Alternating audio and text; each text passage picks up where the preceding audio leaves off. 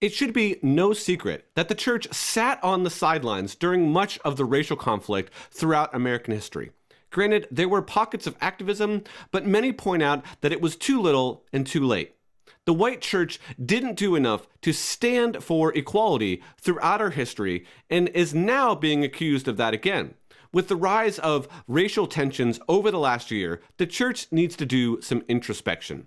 My guest, Bill Dyer, will help us do that. Hello, doubters. If you have been disappointed with the church's inaction when it comes to racism, you may also be frustrated with its rejection of something known as critical race theory. Bill Dyer's channel, Dyer Conversations, is linked in the description, and I would encourage you to check it out. On his channel, he has been going through the claims of CRT and seeing if they hold up under the Christian worldview. Bill, thanks for joining us. Hey, Tim, thanks for having me. Tell us just a little bit about your background and about your channel and what it does. So I grew up here in Virginia. I always tell people kind of a nominal Christian family. You know, we went some to a Baptist church down the road, but not much dedication there. I mean, my parents were God-fearing, but, not much dedication to like the church. And so when I was 18, believe it or not, I was the opposite. I actually started going to church. Wow. Most people walk away. And the reason why is because there was a girl that I liked, and I could only see her at church because her parents were like, this guy is bad news. They were right. So I started going to church. But long story short, we broke up at about 6 months in. So I stopped going to church, and it was really a postcard that I got a few months later from one of these old ladies at the church that was just like, hey, we miss you and care about you. Sorry that, you haven't been around. And it really hit me to the core, because it was like, wow, here's a stranger, like, doesn't really know me. And all of a sudden she's sending me a card. And so that kind of pricked my heart. And I started going back to church. I went back to church on like a Wednesday night. And I remember I was in the youth hall, and, there's singing all these songs I don't know. And I'm just looking around, and I remember there was this like light bulb that went off, and I was like, something's going on here. And I realized that I have a void. And I just was like, what is it? And then a word popped in my head, nothing mystical, but it was just like a word popped in my head, and the word was joy. And I wasn't like a depressed person. I wasn't like sad. I wasn't trying to kill myself. I liked my life. I was fine with it. But I realized that there was this thing, joy, that was missing. So I started asking a bunch of questions. Well, how do we know Christianity is true over the other religions? And how do we know the Bible's reliable? But, all that stuff. And so luckily I had Christians who knew the answers and knew how to get answers. And so they gave me the answers. And, I decided March 23rd, 2003, I was baptized into Christ and never looked back. So I just kept studying since then. I went to Bible college, got a bachelor's degree, went to Maryland, took a ministry up there, spent six and a half years up there at a church just outside of Baltimore. And then in 2016, when it was time, for long story short, when it was time to kind of leave that church, and my father was getting old, his health was failing, I wanted to move back down here, kind of spend the last leg of his life with him.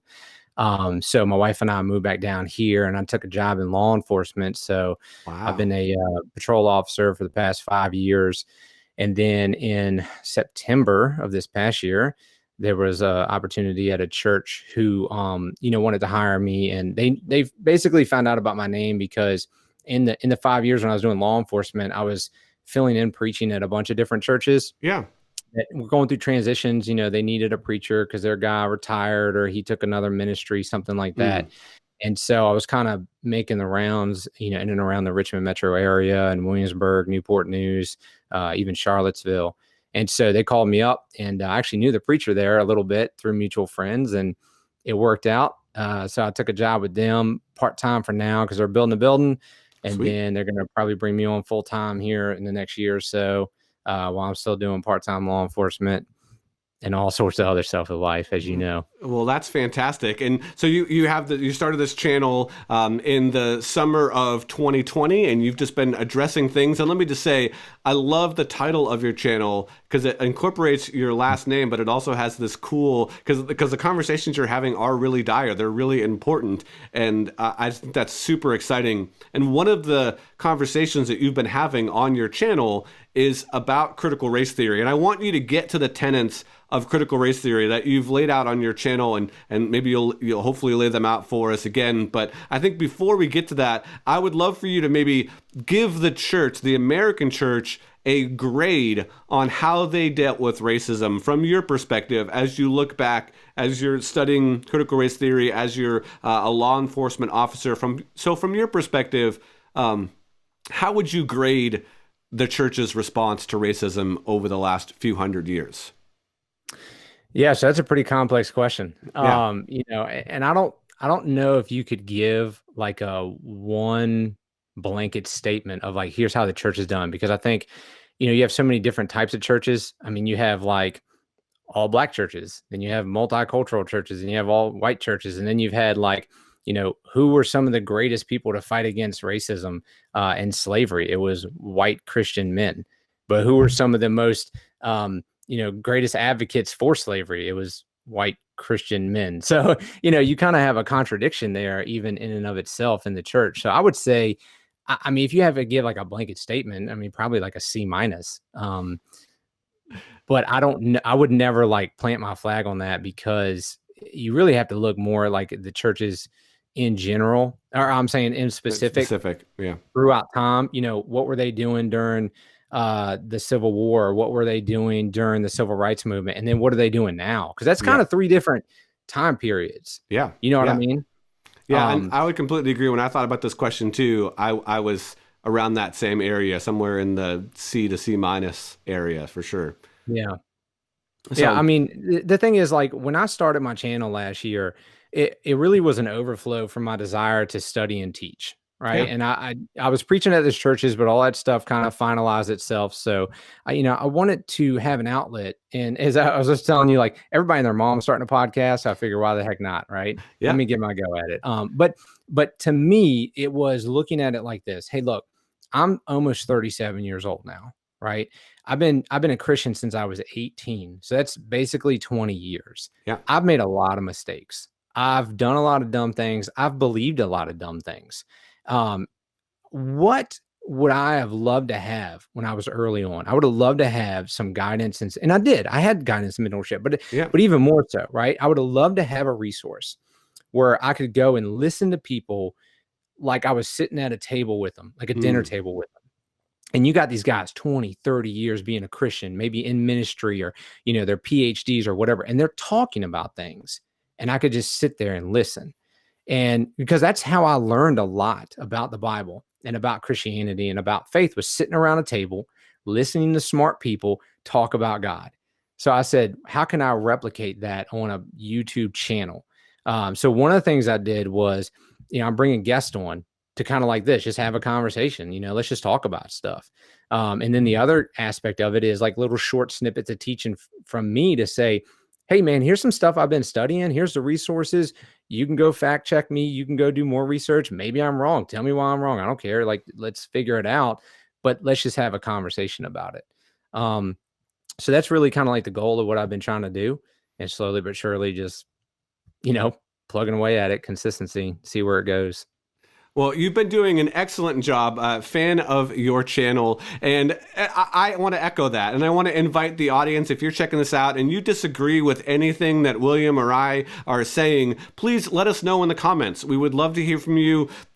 Just give us a piece of your mind. We would love to check that out. I read every single comment that I get and try to respond to as many of them as I can. So William, you're going through this, kind of critical race theory crash course, as you're calling it. So I would love for you to just briefly kind of lay out some of the core tenets of critical race theory. And I think one of the things that I've noticed from when you did this on your channel is you're doing it kind of from an academic perspective, because critical race theory is, it can be very fluid, and, you can talk to a bunch of different people that kind of hold to some of these ideas, and they all have maybe slightly different what are the core tenets of them. But from your academic research, what would you kind of lay out as the core tenets of critical race theory?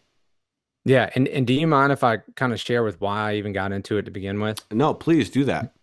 So I had when I was at the church in Maryland, I was a youth minister for like a year and a half before I moved into the lead role. And I built some really strong relationships with those young men, and I discipled them, I trained them up. And one of those guys was like a little brother to me. Hmm. And he moved out of state, and went into, like the nursing field or whatever. And when everything happened with George Floyd, I mean, he was bashing me, like calling me a racist, calling me, and I was like, what is going, I'm like, bro, you know me. Like, you sat through my Bible studies when I like basically cursed racism, and Yeah. was like, Christians should never do this, and whatever. Like, you've heard me preach it. Like, what are you talking about? And so I started to realize this critical race theory thing is, I have no idea what's going on, but it is Hmm. crazy. Like, what is happening right now? So I was like, I got to figure it out. Yeah. So it just so happened I was taking a class on philosophy in school. I asked the professor, I said, hey, can I write a paper on critical race theory? And he was like, yeah, absolutely. So I was like, perfect. This gives me an opportunity to study it. So being, a police officer doing investigations, you have to come at things objectively as much as possible, right? Like we Yeah. all bias, stuff like that. I get it. But you have to try to look at the evidence and then say, what is the best pathway to explain this evidence, right?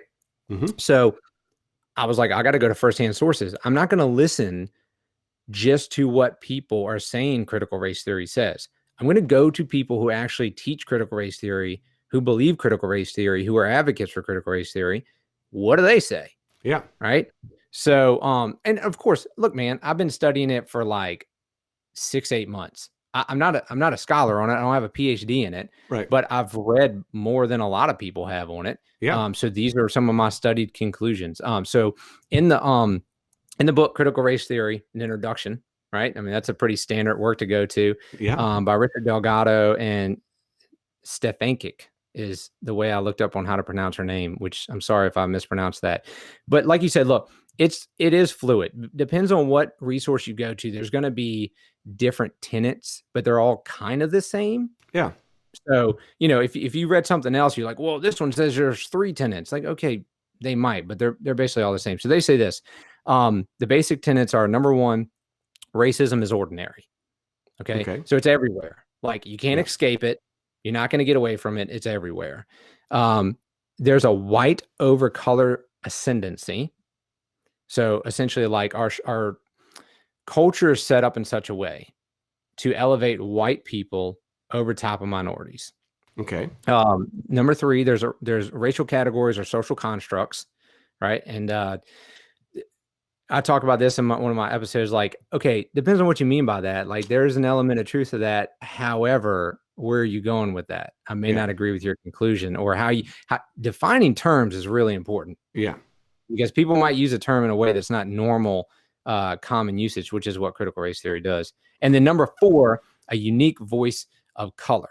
So with that one, what they say is, look, if we're gonna pull a representative from every racial group and sit them down at a table, right, and we're gonna talk about truth, like what is real, what is true, but that minorities have the authority here, and white people need to sit down and listen because they can't talk.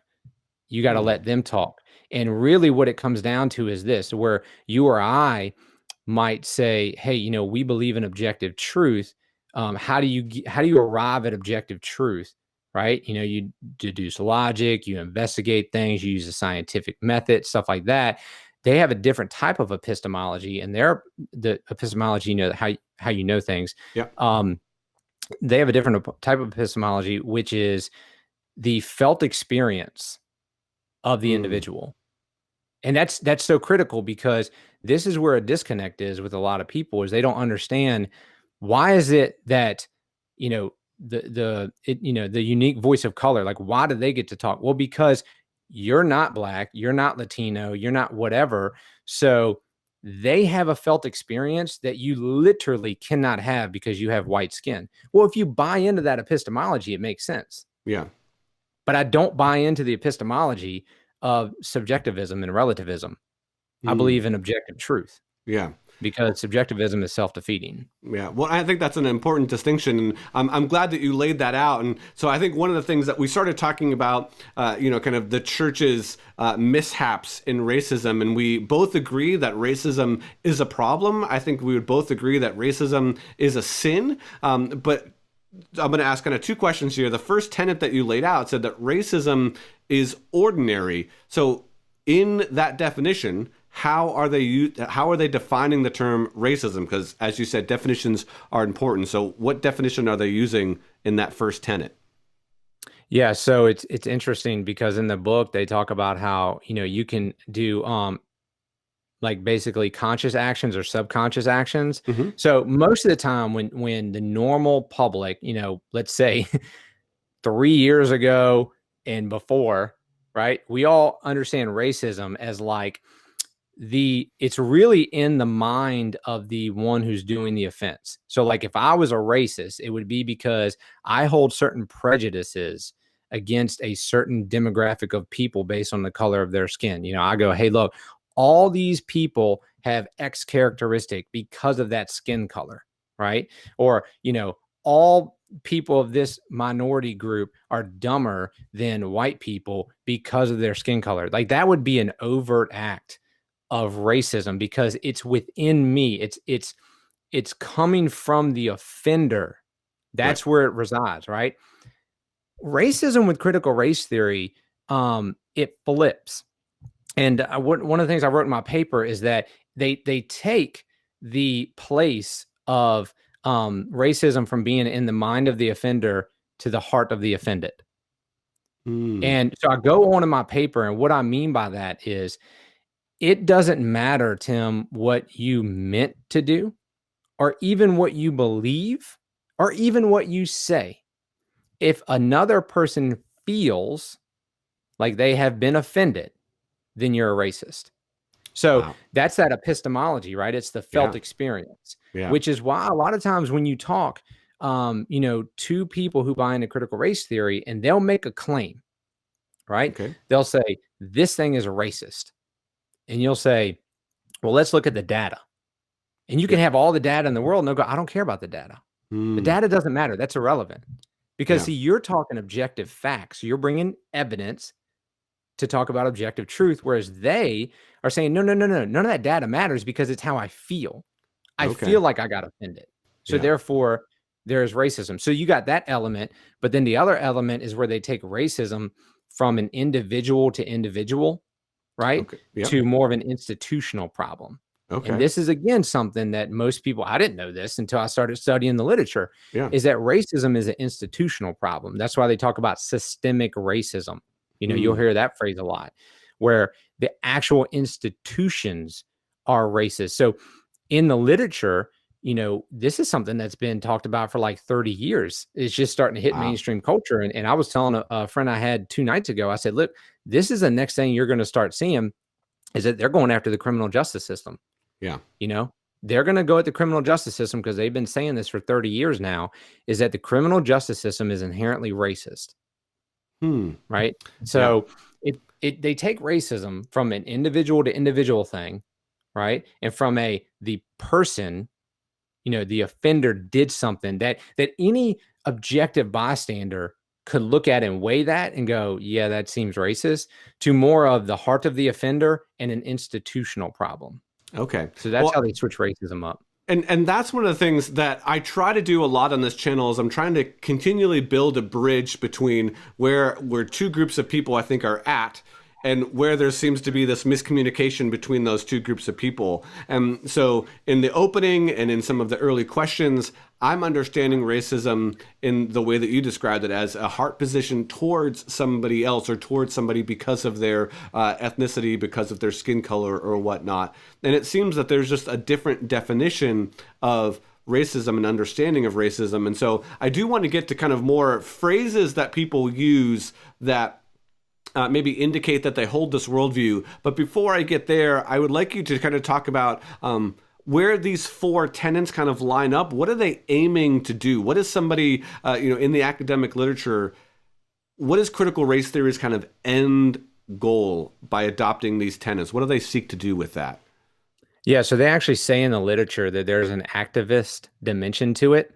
So, I mean, they come out and say like, "Hey, look, we're not just trying to, give data. Like, we're actually seeking to change, right?" And so you go, "Okay, well, I mean, that's cool. Like Christians seek to change the culture too. A lot of people seek to change the culture. That's okay. There's nothing inherently wrong about seeking to change things, but we generally look to reform, like Christians, like we would say, hey, let's reform the culture back to, a sort of morality that's going to be more in line with God or, justice, like true justice. Because again, we believe in objective truth, Yep. right? So we believe there's an objective standard for morality and justice and, equality and those sort of things. But they don't want to reform. I mean, they come right out and say it. They want to absolutely tear it all down and then build up something completely new on the foundation of their ideology. Wow. Yeah, so like here's the deal. A lot of people talk about this, but I would actually encourage anybody. Like I just did it because again, I'm not going to just listen to what other people say. Go back and read the Communist Manifesto. Okay, I just finished it last week, and in the Communist Manifesto, like the biggest thing about it is you have the bourgeois versus the proletariat. You have essentially you'll hear this with critical race theory, the oppressors and the oppressed. That's the two groups that critical race theory talks about. So who are the oppressors, right? Generally, it's white, male, Christian, heterosexuals. Like that's the oppressor group. And who's the oppressed? It's everybody who's not that, right? And so we could talk about intersectionality, if we wanted to later, but that's kind of what they do is they take that same mentality that Karl Marx had and go, look, we got to look at the world through the lens of you have oppressed and oppressors. And so how do we get the oppressors? Because that was a famous statement at the end, right? Workers of the world unite. It was having the proletariat rise up to throw off the oppressors, right? Throw off the whole system, destroy it all, which was capitalism, and build up something new. So that's exactly what critical race theory is saying is like, look, the whole system is inherently racist. It doesn't need reform. It needs destroying so something new can come along. Okay. So, I mean, that is a very dramatic goal in that sense, radical in that sense. I do want to talk a little bit. We are going to kind of wrap up with how the church can fight racism, because one of the things that is presented in the church to fight racism is adopting some form of critical race theory, even if it's the form of this is a good way to kind of just view some important principles. But before we get there, I think it's really important as people are having conversations with one another, or even someone that's watching this, maybe what are some phrases? You had mentioned other ones saying, I don't need to look at the data. This is my, if I adopt what you're saying as true, that would invalidate my lived experience. What are maybe some other phrases or other things that would come up in conversation that might tip you off that someone that you're talking to might hold to some of this ideology or some of these tenets? Yeah, there's some pretty popular ones out there. Like you get the whole white privilege thing. And that really threw me for a loop at first because I'm like, white privilege, like, man, I grew up poor. What are you talking about? I mean, we ate mac and cheese for dinner, and we were, it was cold in my house because we didn't want to put the heat on, sort of a thing. But then I really understood what they were talking about. And it's not it's not what I was thinking. So, white privilege would be more of, again, that whole oppressor versus oppressed group. And so because I have white skin, I'm born into the system where I get put up into the oppressor group. So I get the benefits of how the system is set up. And then we get to shift the rules around. So it always keeps us in power and holds everybody else down. So you might hear white privilege, or maybe some people might say white power, but generally it's white privilege. Systemic racism. We've kind of talked about that as well, as where the actual institution. So by the institutions, generally what they mean is like the criminal justice system. And here's another one, right? This is what Christians don't understand, but you need to go back and read the literature. So again, what did Karl Marx say in the Communist Manifesto about religion? It is the opioid of the people. Masses, yeah. And if you read it in context, what he's saying is that one of the institutions that the oppressor group uses to hold down the other groups is the church. Mm. So if the institutions are systemically racist and the church is one of the institutions, guess what critical race theory is coming after? It's The definitely church. coming after the church, yeah. Yeah, so you're going to hear that, right? I mean, you're going to hear about institutional racism, systemic racism, some of those phrases. You're going to hear intersectionality. Okay, expand that definition. All right, What is so intersectionality? yeah, so we talked about, what is the group that is the oppressors, right? So it's the white heterosexual male Christian, cisgender being, I believe that the sex I was born with is the same thing as my gender, right? Yeah. I mean, they're the two are the same thing. I don't split them up. Of course, the LGBTQ community does, Right. and so does some others. So that's generally the oppressed group. So all right, so if white is one of the oppressor groups, Yep. then if you're not white, then you're oppressed. Okay. Okay. So then if male, right? Because you'll hear the patriarchy, Yep. right? Male privilege, same Yep. sort of concept, right?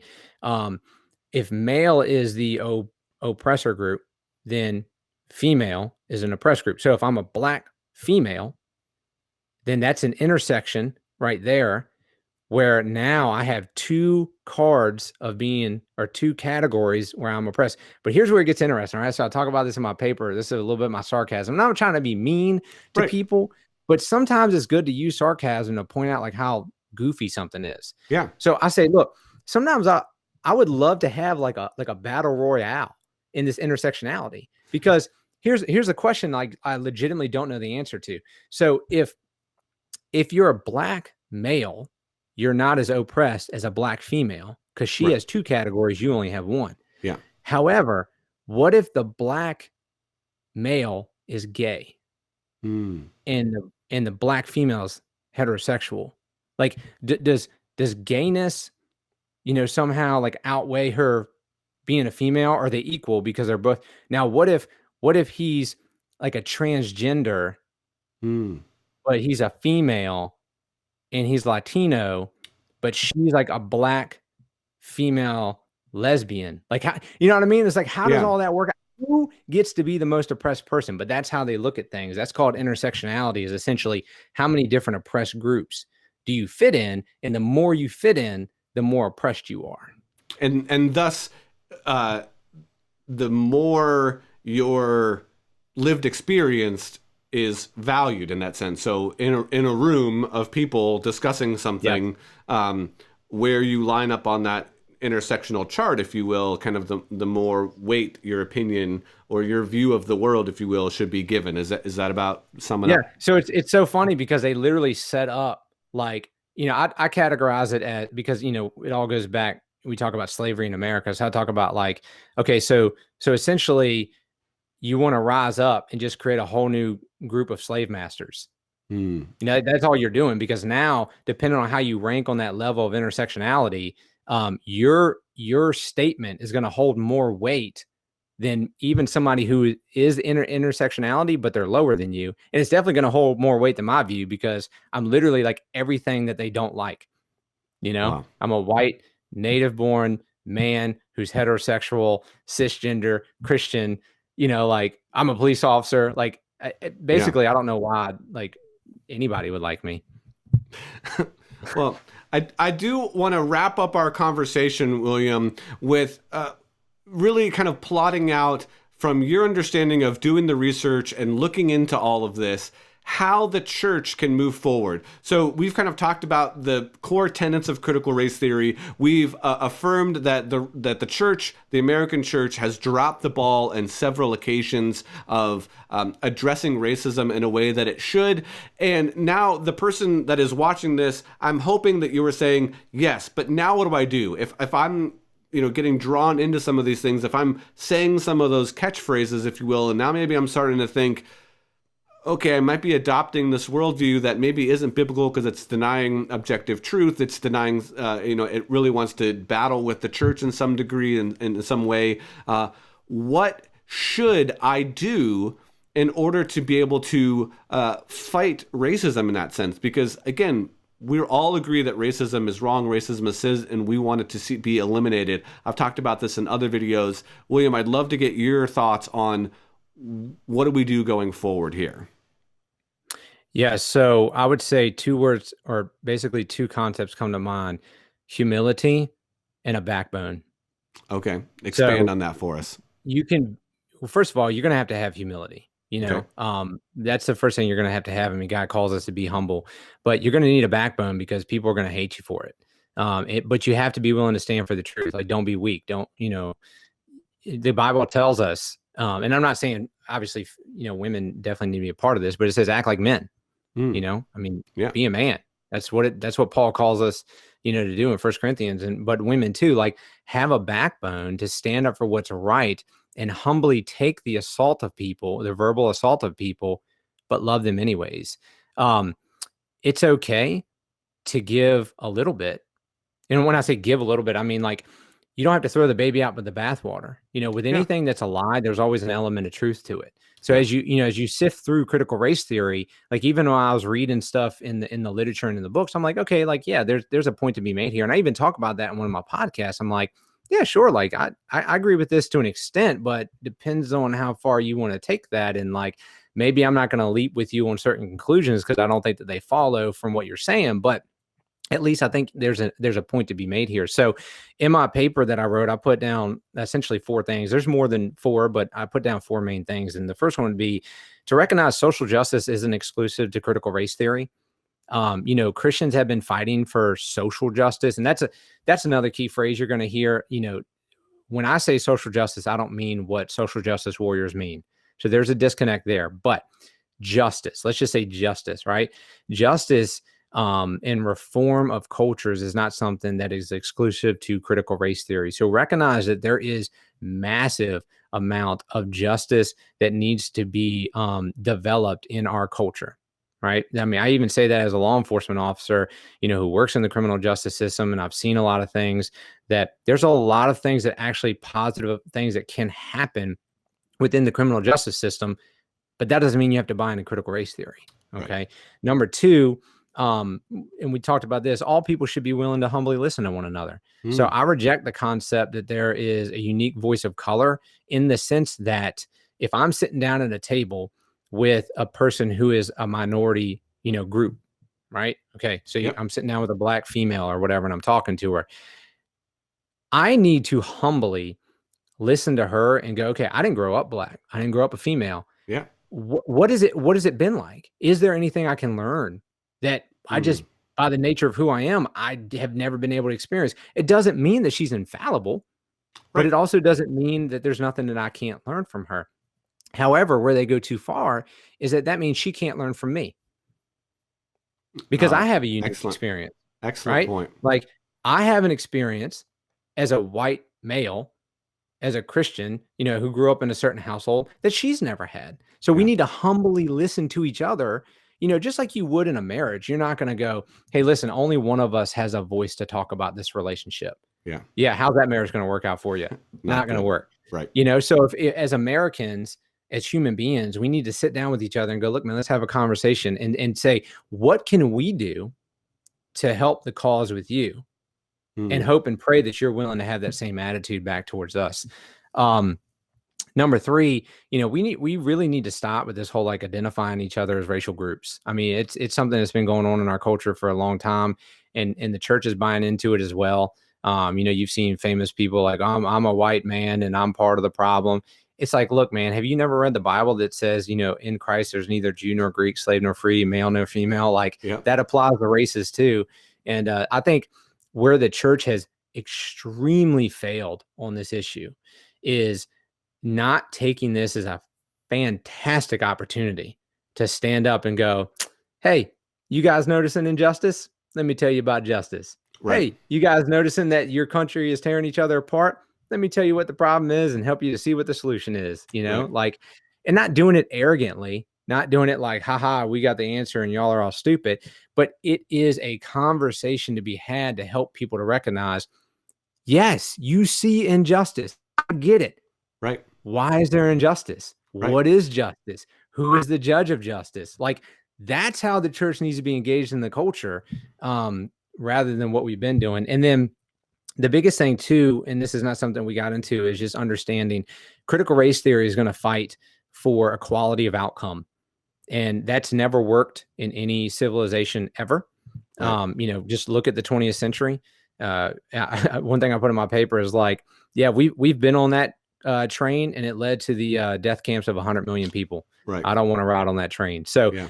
however, this is where we fail, right? As a church and as a culture, is equal opportunity, right? Are we going to be perfect at that? No. However, I deal with a lot of obviously repeat offenders. My wife works in the criminal justice system as well. She sees a lot of the same people, but we also go downtown Richmond and we help with a homeless community. We help with those who are in drug addiction and getting out of drug addiction to get back into the culture and learn how to get a job and, hold down a job and fight off addictions and learn to come to Christ. So we are not just sitting on the sidelines saying, this is what's wrong with the world. All you guys are dumb and y'all need to just come read the Bible. Like, if Christians just do that, you're not going to make any change. You need to be out on the streets. You need to actually be building relationships with people and actually trying to make the positive difference that Jesus called us to make. And so when we talk about equal opportunity in this world, one thing that I want to say, Tim, is this. Like, for me, I recognize that I would say that my family was lower middle class growing up. Okay. But that's still middle class. Yeah. Right. I didn't grow up in an inner city. I grew up with both parents. So what is it like to grow up with, like, I always categorize it like this, because I know people like this. What if you grew up in the inner city and you had a mom, you didn't know who your dad was, right? And you had 4 brothers and sisters, and they were by different dads as well. And your mom has 3 jobs, but she's also like half addicted to drugs. And you never see her because she's trying to just barely make rent. And when you go to school and you try to learn, all the people at school basically are calling you, a nerd and an idiot, blah, blah, blah, blah. So you don't want to be the outcast by studying.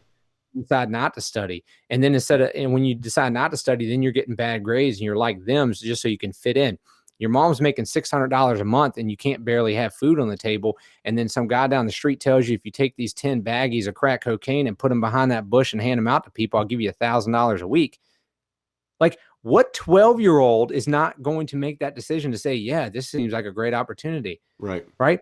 And what has the church done? Right. Vilify, demonize. Yeah. So as the church, it's like, no, take some ownership, man. Like, you're supposed to be the light and the salt of the community. Then get out of the community and figure out how to be a positive influence in these people's lives so they don't have to just say, I only have one option and here it is. Excellent point. Man, the clarity with which you explain some of this is really, really, really helpful. Thank you so much, William, for your content on your channel. Thank you so much for sharing all of that you shared with us today, and really appreciate those 4 points at the end that I think all of us can take to heart, no matter kind of where we're at on this deconstructing journey. But I would hope that with the clarity that you gave us will help us look at this and act in a new way in light of what you said, because that was brilliant. Well, Tim, look, thanks so much for having me, man. I really am, humbled to be on here. Like I was telling you before the podcast, I really don't consider myself as like anybody important. I just like to study. I needed an outlet, to put that stuff out there. And I have a passion for this stuff. And look, I'm still studying, I'm still reading books on critical race theory, even though my paper's done, because now it interests me and I see it in the culture. And I'm reading books on all sorts of other stuff. So I just want to have conversations with people. I want to learn truth. I want to try to educate myself and help other people as well. So thanks so much for having me on, man. I appreciate it. Well, thanks for coming on. I really appreciate it.